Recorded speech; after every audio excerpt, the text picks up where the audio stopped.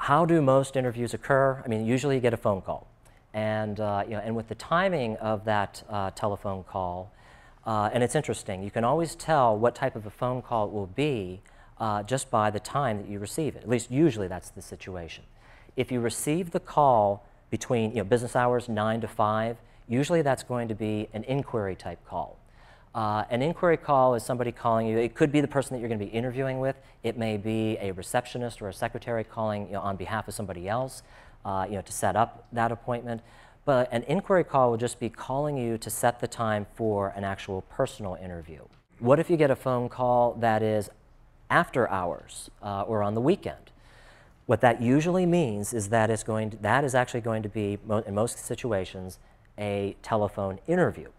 And of course, that will totally catch most people off guard. I mean, if it's 7 o'clock and you're sitting down, you're watching, or 8 o'clock, you're watching American Idol, and the phone rings, and you pick up the phone and it says, "Hello, this is Mr. Smith of XYZ Company. I'd like to talk to you."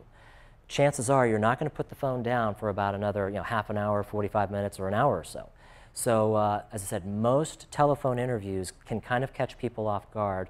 They're usually after hours, not during business hours, or they're during the weekend.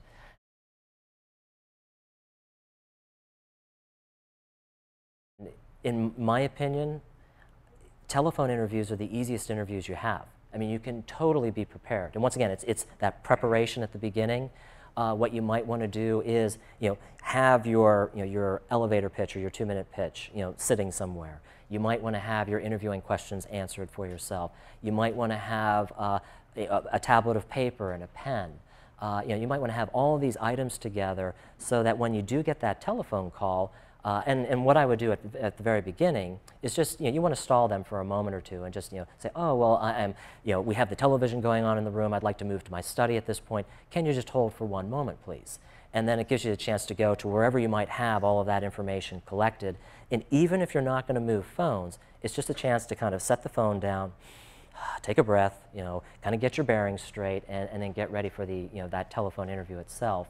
But like I said, so you'll want to get all of this information prepared and collected so that you are prepared for that telephone interview.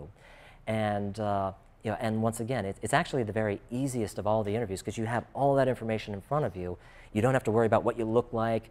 You don't have to worry if if it's some really like intense interviewer who's glaring down at you. I mean, you're chatting on the phone. So it's usually, as I said, it's the, kind of the easiest situation for an interview. Like I said, for most people, they get very, very afraid of a telephone interview, and the reason for that is just because it catches them off guard. But once again, if you have your interviewing questions prepared, which we'll be going over in the next session, if you have your elevator and your 2-minute pitch prepared, and you have pencil and paper, and I would even get like a glass of water too.